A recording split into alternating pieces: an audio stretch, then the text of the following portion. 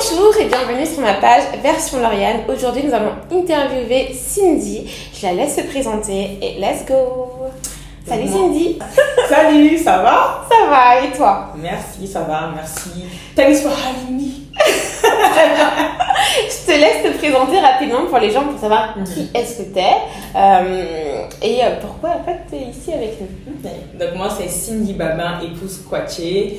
Je suis plus mannequin en agence, maintenant je suis en freelance, mais j'ai été mannequin en agence pendant 10 ans. Et là je suis en train de me reconvertir plus dans tout ce qui est l'accompagnement pour les futurs mannequins, mais pas que, pour les personnes qui veulent travailler dans les métiers de l'image, de l'influence. On aura l'occasion d'en parler. Et à côté de ça, je suis maman, donc d'une petite fille qui vient d'avoir 2 ans. Et puis voilà, je fais plein de choses sur les réseaux sociaux. J'évangélise beaucoup aussi parce que j'aime Jésus de tout mon cœur. Voilà.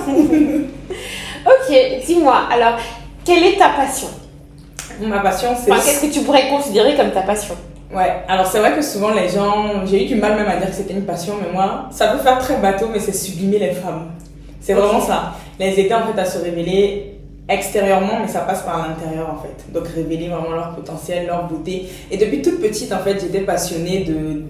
J'admirais les femmes sans m'en rendre compte, je les observais et j'aimais beaucoup en fait l'élégance sans m'en rendre compte, mais particulièrement les femmes noires et métisses. Toutes les femmes, mais j'avoue que j'ai un amour particulier. Après je suis métisse, oui, donc, ma mère est noire, donc je sais pas, mais en tout cas c'est vraiment les femmes que j'ai le plus à cœur, mais après bien sûr toutes. Donc voilà. Ok, et comment est-ce que tu as su que tu avais ça en toi, enfin que tu étais passionnée, en tout cas attirée à ce désir de vouloir sublimer la femme? Mais c'est comme je disais, depuis toute petite, je passais, ça semble anodin, mais déjà moi je passais mon temps à jouer avec mes poupées. Mais alors je suis des années 90, donc on sait qu'on n'avait pas les poupées qui nous ressemblent. Mais je sais pas comment mes parents sont débrouillés, j'en avais une quand même, une poupée noire. Franchement, pour le coup je sais pas comment, moi elle avait pas les cheveux afro, donc on va dire elle avait les cheveux défrisés. Mais j'avais une poupée afro et de mémoire c'est la seule à que je prenais beaucoup soin d'elle, je la coiffais. Et puis au-delà de ça en fait je m'imaginais vraiment être adulte, genre je me voyais petite, la maître de maison avec cette fille qui est sublime. C'était vraiment ça, j'imaginais le salon de coiffure à la maison. Et comme je dis aussi, j'ai remarqué aussi à l'école, puisque j'ai grandi en Côte d'Ivoire, je ne l'ai pas dit mais je suis née et j'ai grandi en Côte d'Ivoire, je suis métisse franco-ivoirienne. Et en Afrique, je pense que c'est pareil aux Antilles, mais tu sais, il y a tout ce qui tourne autour du colorisme. Oui.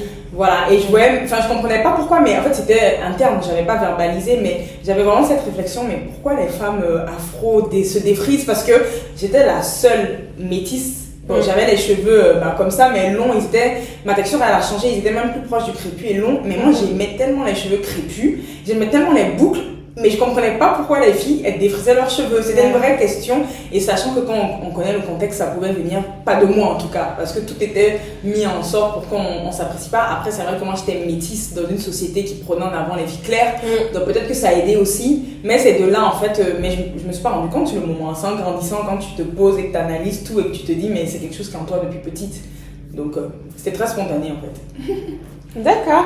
Et comment tu as fait pour atterrir dans le mannequinat? Enfin, est-ce que c'est sublimer la femme et le mannequinat, ça va ensemble? Ouais. C'est vrai que sur le moment, on dirait pas. Ouais, mais oui. Explique comment, en fait. Ouais, tout est lié. Comment c'est lié, je pense que moi, déjà, il faut savoir comment je voulais pas être mannequin. C'est vrai que la plupart même des mannequins ne veulent pas être mannequins. C'est vrai, en fait, il y a ce cliché que si tu travailles dans l'image, tu as envie de l'être. Mais pas forcément, des fois, c'est vraiment destiné où tu tombes comme ça. Mais moi, je me suis juste fait repérer en fin d'ado, 19 ans. Bon, bref, tu rentres un peu dans l'âge adulte. Et j'aimais juste les photos. Comment ça a commencé, en fait, c'est que j'aimais l'époque de Skyblog. Je pense qu'on a tous eu ça. Je faisais beaucoup de photos. La génération. Voilà, c'est ça. On est un peu vieille, je rigole. C'est relatif, Je faisais beaucoup de photos pour le blog avec des amis de seconde, et c'est à force de faire les photos que le don de photogénie en fait s'est révélé, parce que j'aimais. Enfin, ce qu'il faut savoir, c'est que j'avais pas confiance en moi, je m'aimais pas, je me trouvais pas belle. Je sais que ça va étonner beaucoup de gens, mais du coup mais c'est parce que j'étais blessée dans le fond. Mais quand j'ai commencé avec Skyblog à faire des photos, j'ai commencé à me dire mais en fait c'était comme un moyen d'expression. Je me rendais pas compte, mais c'était un moyen d'expression pour m'affirmer. J'étais encore en Côte d'Ivoire, après je suis arrivée en France et j'ai continué avec ma soeur qui me prenait en photo tout le temps et qui me maquillait, donc qui me maquillait, du coup ça me sublimait. Et c'est comme ça, après de fil en aiguille, je me suis fait repérer vraiment dans la rue par hasard. Là, pour le coup, moi, c'est vraiment le cliché dont on m'a arrêté. Est-ce que tu veux être mannequin pour un shooting cheveux? Et c'est comme ça a commencé. En Côte d'Ivoire ou en France? En France, là, c'est en France. Ok. Donc, ça a commencé comme ça. J'ai fait mon premier shoot, c'était pour L'Oréal, d'ailleurs, L'Oréal Paris.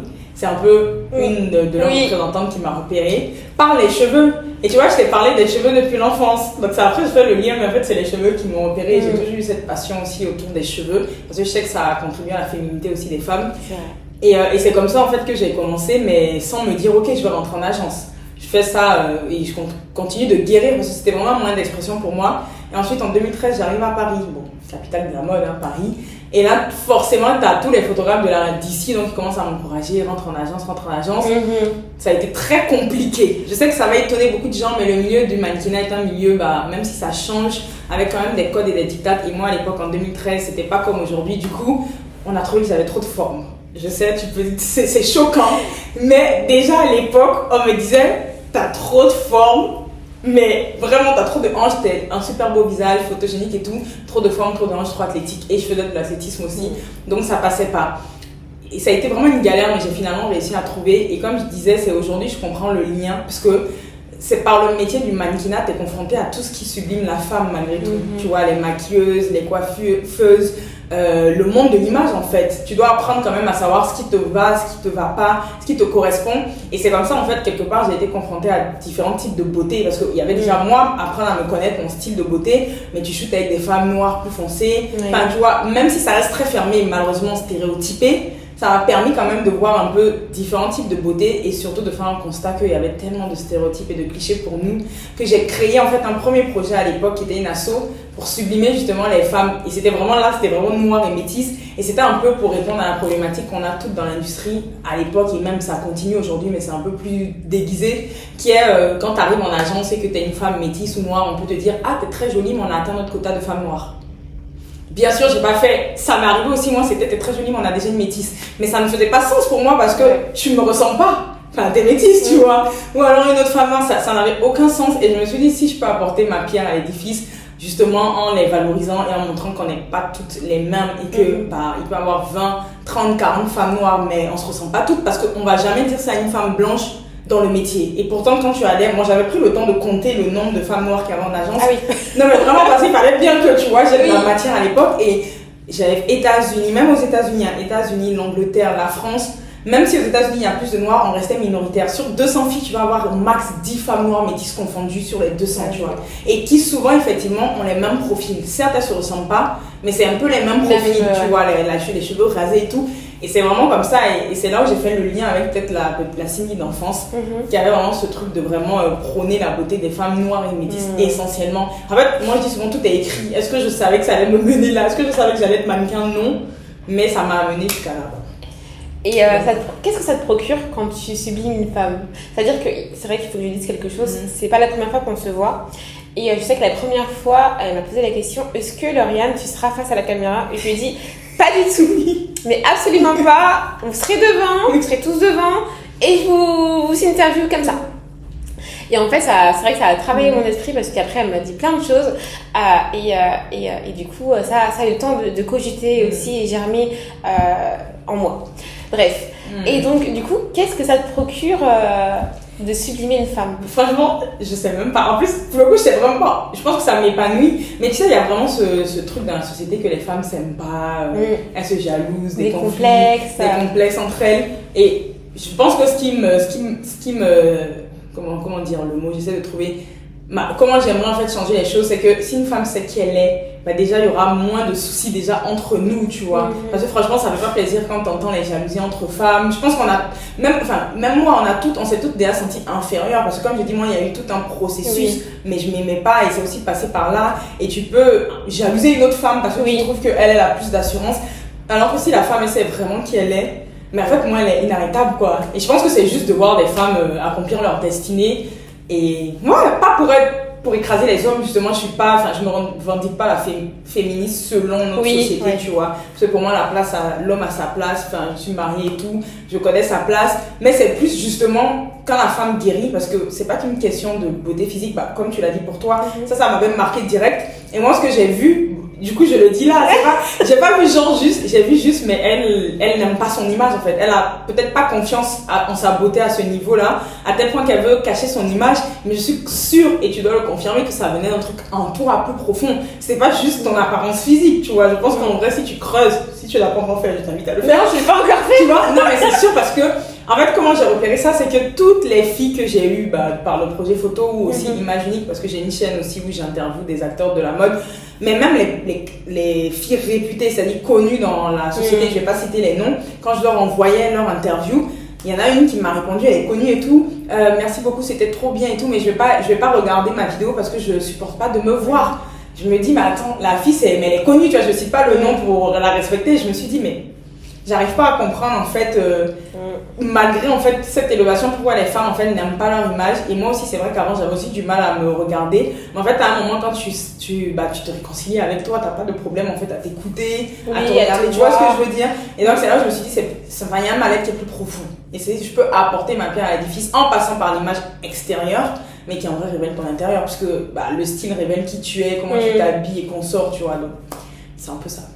Je sais pas si j'ai répondu à la question, mais je me suis quand même posé même vraiment cette question en vrai. En fait, c'est vrai que souvent les gens ne se posent pas la question est-ce que ça me rend. Écoute, ça me rend heureux, mais en tout cas, c'était important pour moi de te la poser. Qu'est-ce que tu aimerais dire à des personnes qui ont, on va dire, le même talent que toi, ou bien des personnes aussi qui ne connaissent pas leur beauté? Alors, pour avoir le même talent, je sais même pas si c'est un talent, parce que je pense que c'est la créativité généralement que j'ai et qui se révèle peut-être à différents niveaux. Moi, franchement, mon talent, je l'ai trouvé juste en faisant. Donc, j'allais dire peut-être passer à l'action. Des fois, il y a des choses, comme je dis, il y a des personnes qui ont des talents, c'est évident. Genre, ils chantent bien, tu vois, ça se voit, tu danses bien et tout, mais il y en a où c'est plus caché, je trouve.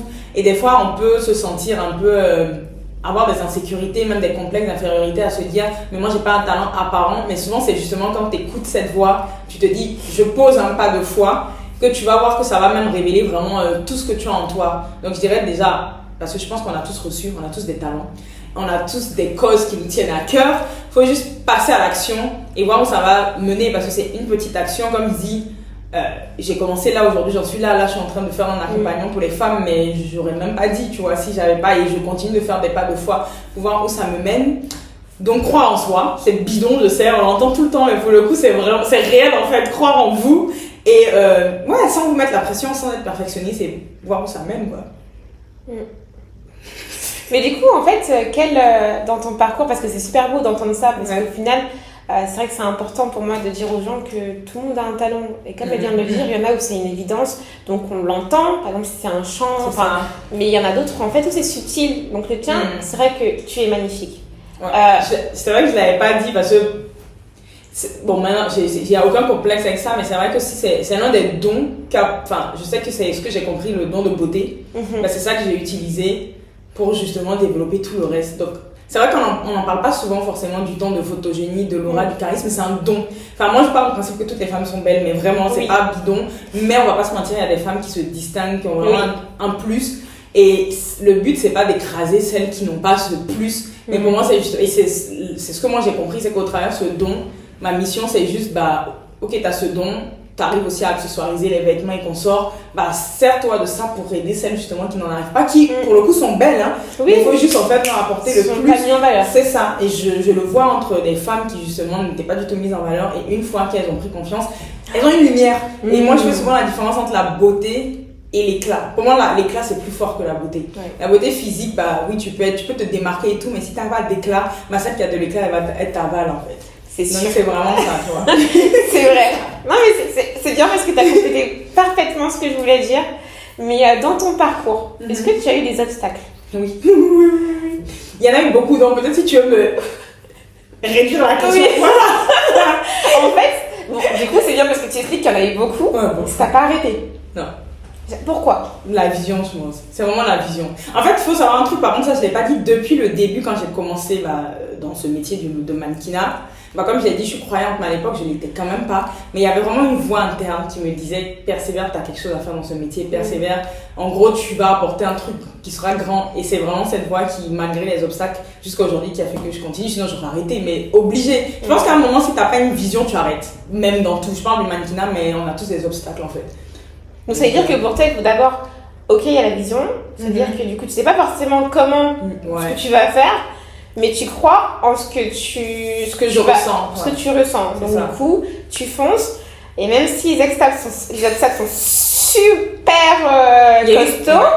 Mais il y a eu du découragement après, on va pas se mentir. Il y a des périodes où tu vas abandonner, genre on n'est pas super mal et tout. Mais c'est vrai que dans l'ensemble, j'arrivais à me relever juste en fixant, tu vois. Parce que comme je t'ai dit, j'ai mis 1 an et demi pour rien qu'avoir une réponse positive pour ma première agence. Quand on te dit que t'as... C'est énorme. J'avais quel âge? Ouais, c'est énorme. Et j'avais à l'époque... alors, il faut savoir qu'en plus, j'étais considérée de vieille. Quand j'ai commencé, j'avais 22 ans. Sachant que là, maintenant, on est dans l'ère, ceux qui écoutent, on est dans l'ère où maintenant, on commence à avoir des filles plus matures. Dans la trentaine, merci, parce que ça évolue. Mais moi, à l'époque, en 2013, honnêtement, 22 ans, je faisais partie des plus vieilles. Les filles, elles ont 16 ans qu'elles commencent. Donc, non seulement t'arrives, t'es métisse, t'es athlète, je faisais du sport, donc c'est vrai que j'étais tonique. Et t'es vieille, quoi, pour eux. Du coup, j'arrivais en âge. Mais c'est horrible, par contre, pour l'estime, ça c'était le premier obstacle, c'est que t'es quand même jeune. 22 ans, en fait, t'es jeune, donc tu te construis. Et j'ai trouvé, donc je suis rentrée en agence à 22 ans, mais j'ai commencé à chercher effectivement à 21 ans à peu près. Et quand on te dit, c'était vraiment, moi, ce qui me choquait, c'était t'as un visage magnifique, indéniable, mais la forme, ça va pas. Mais c'est clairement ce qu'on te dit, en fait. La forme du visage? Non, la forme du corps. Du coup, c'est comme si, en fait, pour moi, c'était, mais vous me coupez en deux. Tu vois, c'est soit tu me prends en intégralité, mais tu peux pas dire, en fait, visage indéniable, trop de forme, trop de hanches, où il y a eu une agence qui m'a carrément fait signer. Et une fois qu'ils m'ont fait signer, ils me comparaient à Cindy Bruna, que j'ai rien contre elle, mais tu sais, on a le même, elle s'appelle Cindy comme moi, son nom de famille, B, pareil, moi, Babin, donc c'était un peu des comparaisons du genre, continue de maigrir, parce que oui, ils m'ont demandé de perdre. Honnêtement, la première fois, j'ai accepté parce que je savais que j'avais grossi. Là, je savais que j'avais pris du poids et je me sentais plus trop bien, donc je voulais juste perdre les 5 kilos que j'avais pris.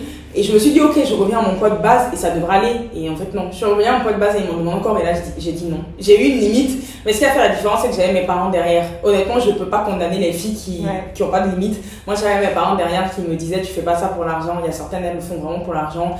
On est là, tu le fais juste parce que tu aimes. Au début, je pensais, enfin, même si j'avais cette vision, je pensais pas que ça allait non plus me mener là. Donc, c'était plus pour moi aussi, ça me faisait plaisir. Mais ça a été les premiers obstacles qui, en vrai, quand même jouent sur ton estime. Moi, je me rappelle que cette agence, quand ils me comparaient à Cindy Bruna et qu'on me disait, t'es la future Cindy Bruna, vous êtes métisses toutes les deux, mais en fait, on fait tout pour que tu t'idéalises à quelqu'un qu'en vrai, jamais j'allais être comme elle parce qu'on n'a pas la même morpho. Elle fait, je crois, une tête de plus que moi, elle est beaucoup plus filiforme. On est juste toutes les deux métisses, comme je te disais, tu sais, ça renvoie au métissage, c'est tout.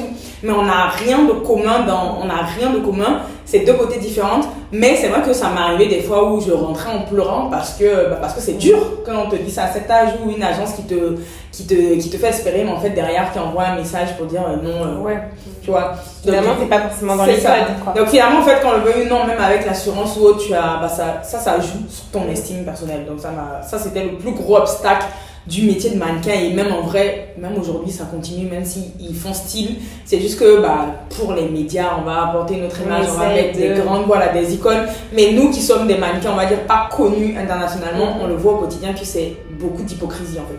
Et c'est ce que je dis souvent, c'est on a évolué, mais à quel moment ça va être vraiment sincère en fait, qu'on va passer le cap de juste la façade des réseaux et du monde en général. Non mais en fait, cet obstacle est très gros et carrément en contradiction avec la mise en valeur de la femme. Donc, en fait, quand tu es en face de toi une personne, ex-mannequin ou mannequin ou futur mannequin, et qui du coup développe des troubles dus à cet obstacle, qu'est-ce que tu pourrais lui dire? Qu'est-ce que tu pourrais lui dire en fait? Et même, pardon, excuse-moi, et même aussi des personnes qui vont s'orienter vers cette direction de mannequinat pour pas qu'elles tombent en fait dans ça. Déjà, je la déculpabiliserai parce que je pense qu'il faut commencer par là. Franchement, je les comprends. C'est vrai qu'il y a aussi le poids de la culpabilité. Les personnes qui sont pas dans le métier du mannequinat, ça reste un métier où, comme je dis, on est vraiment seul. Parce que quand tu es dedans, t'es solo quand même. On te fait croire que t'as tout le monde qui est là, c'est très hypocrite, mais tu te retrouves seul. Et d'un point de vue extérieur, les gens connaissent pas ce métier. Du coup, il y a énormément de jugement face aux mannequins, en fait. Face même au monde de l'image. Je pense que si t'es sur les réseaux, t'entends, tu lis, tu vois, toutes les bêtises, pardon, désolé, qu'on peut lire, qu'on peut voir, qu'on peut entendre.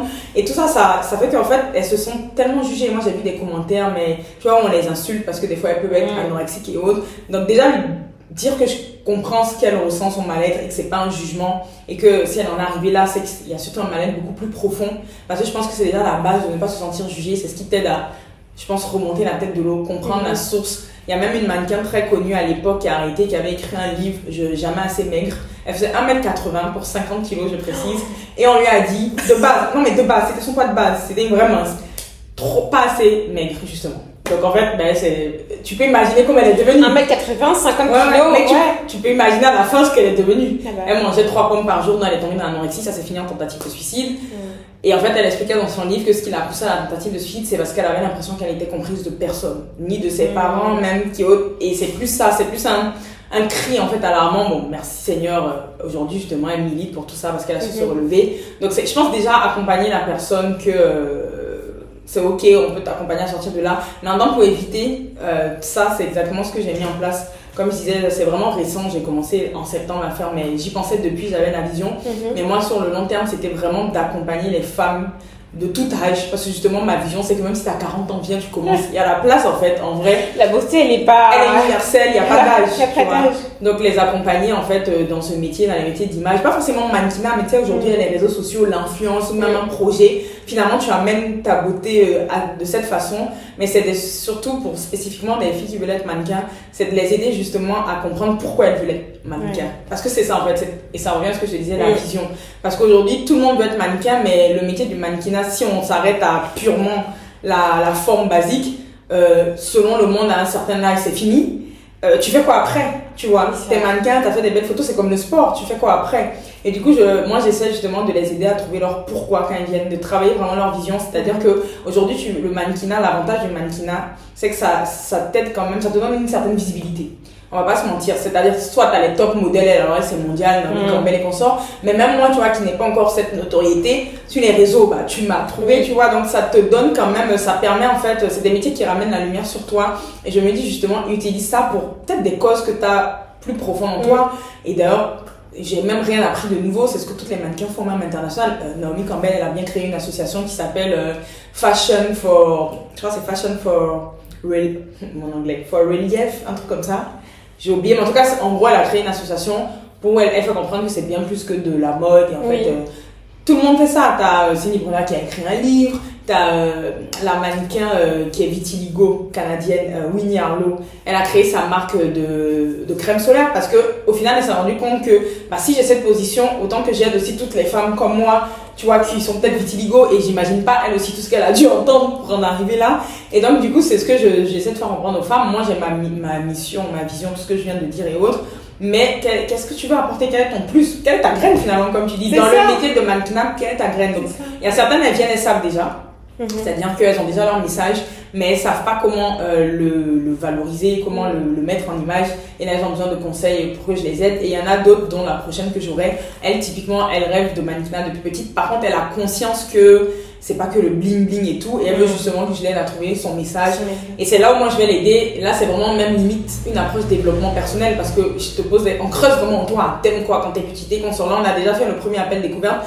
Et on s'est rendu compte que par exemple, elle aimait tout ce qui était dessiné pour créer des vêtements. Mais c'est quelque chose qu'elle-même, elle avait, tu vois, enfoui. Je lui ai dit, mais tu sais que tu peux commencer à créer une marque, je sais pas comment, et utiliser aussi le métier pour la prôner. Tu vois, c'est vraiment plus profond, c'est ce que je fais avec les filles. Et dernier point aussi, les aider aussi à avoir une vision équilibrée du métier, comme je disais. C'est-à-dire qu'elles arrêtent de voir le côté bling bling. Parce que je pense que c'est justement ce qui fait qu'après tu tombes dans des dépressions et autres, mais qu'elles comprennent que c'est bien plus que ça. Il y a ce côté bling et tout, mais en fait il y a des vrais enjeux. Ça peut être très dangereux pour ton âme, pour ton esprit. Il faut avoir une vision équilibrée pour justement pas tomber, quoi. Ouais. Donc c'est assez grand, j'avoue, comme mission, mais on y va étape par étape.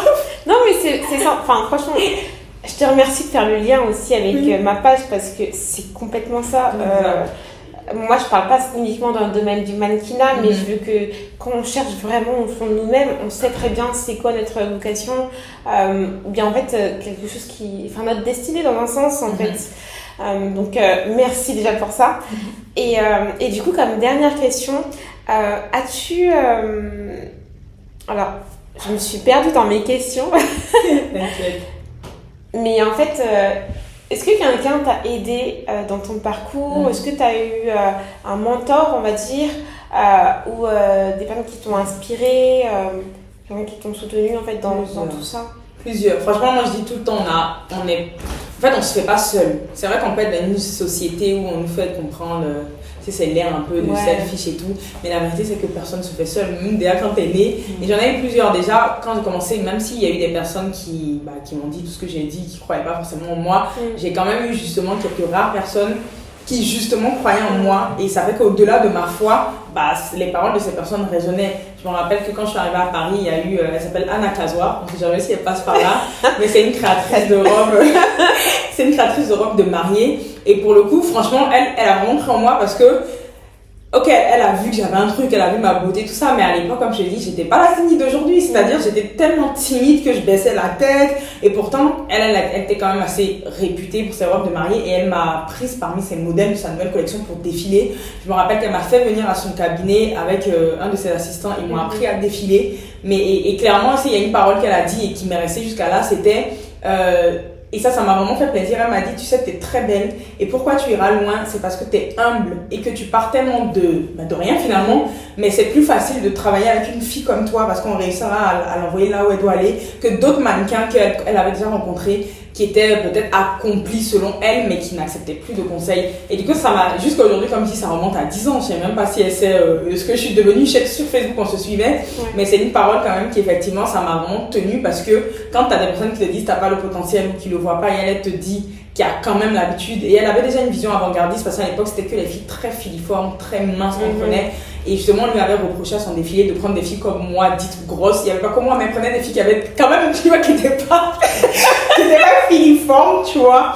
Et en fait, je réalise qu'elle était avant-gardiste pour son temps et elle, ça lui faisait rire.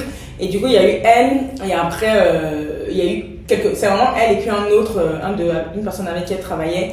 Et après, il y a eu d'autres personnes ponctuelles, mais on va dire elle et mon mari. Je ne vais pas mentir, quand j'ai rencontré mon mari aussi, il est photographe.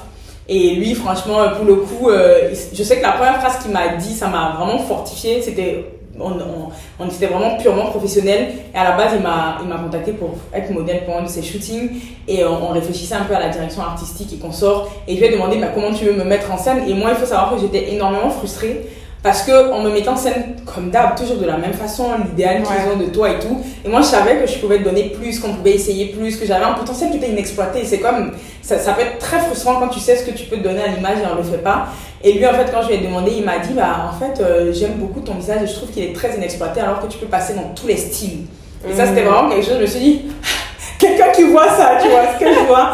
C'est des petits trucs comme ça, mais en fait, qui m'ont aidé finalement à tenir. Et puis, bon, forcément, il est photographe aussi. Bon, aujourd'hui, c'est mon mari, donc c'est un soutien encore plus inébranlable, on va dire. Mais c'est vrai que je trouve que c'est important aussi d'avoir quelqu'un qui te soutient. C'est pas obligé que la personne soit dans le même métier, mais qui croit quand même en toi. Donc, ça m'a vraiment aidé. Donc, il y a eu lui et mon père. Je vais pas mentir, il y a eu aussi mon père qui a vraiment cru en moi. Je sais que quand je lui ai dit que j'arrête l'athlétisme, parce que lui, athlétisme, tout ça, il me soutenait à fond aussi, mais il m'a clairement dit, écoute, donne-toi, il m'a clairement dit, mot pour mot, donne-toi une chance dans le mannequinat, t'es jeune. À l'époque, forcément, c'était la jeunesse qui était aussi prônée, et tu verras, et limite, il m'accompagnait carrément voir les agences à Londres et tout, hein. Genre, je me rappelle qu'il venait, il prenait son billet, on allait, il profitait pour visiter, mais je sentais sans m'en rendre compte. Oui, quand on était parti aux États-Unis une année, ça je n'oublierai jamais, il avait choisi Miami et il m'a dit en fait j'ai choisi Miami parce que je me suis dit au moins on joue utile à la grave et toi tu vas voir les agences. Et c'est comme ça que j'ai trouvé une agence aux États-Unis et après New York. Donc franchement, tu t'en rends pas compte, mais c'est après quand tu t'assois et que tu te poses, tu dis oui, il y a quand même des personnes posées spécifiquement qui ont joué quand même un rôle. Donc je dirais ces 3 personnes là. C'est vrai que parce que t'es mannequin en Afrique du Sud. Ouais, j'ai été en Afrique du Sud, New York, j'ai vécu aussi Londres.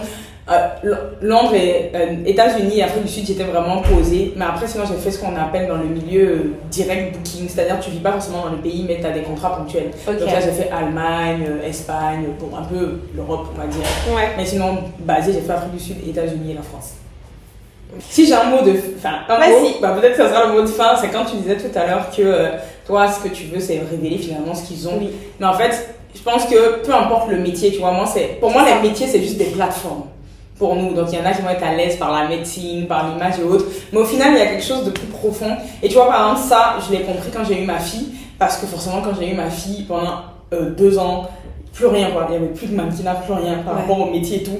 Et franchement, j'avais l'impression de mourir de l'intérieur parce que t'as envie d'exprimer tout ça. Mais j'ai découvert que je pouvais exprimer ça différemment. Mais, sur ma fille, même si elle est petite, je me surprenais à la sublimer même en étant bébé, tu vois. En fait, c'est là où tu réalises que c'est quelque chose qui est ancré, où tu me suis, tu vois, les coiffures que je fais, ce genre de choses. Donc, au final, voilà, Vicky, la graine, tu l'as. Et je pense qu'après, en fonction des saisons de notre vie, faut pas s'accrocher tant au métier parce que là, comme je dis, j'ai quitté les agences. Ça m'a fait un peu bizarre parce que pendant des années, t'as été en agence et inconsciemment, on se définit par rapport à ça. Et là, je me suis dit, les gens, ils me voyaient comme la mannequin. Là, maintenant, t'es plus en agence, comment ils vont te définir? Mais en fait, tu comprends que c'est des cases, mais que ça change rien de ce que tu as. Et si tu l'as, tu le feras même différemment sans avoir cette étiquette de mannequin en agence ou autre, quoi. Donc, c'est vraiment ça. C'est super intéressant ce que tu viens de dire parce que tu vois, c'est vrai que j'essaye en tout cas de catégoriser les graines pour essayer d'interviewer plus de personnes avec différents styles de passion, etc. Mais c'est vrai que je mets un mot dessus, mais en fait, en réalité, il n'y en a pas vraiment de mots. Non, pas vrai. C'est-à-dire qu'il n'y a pas vraiment non plus de cases.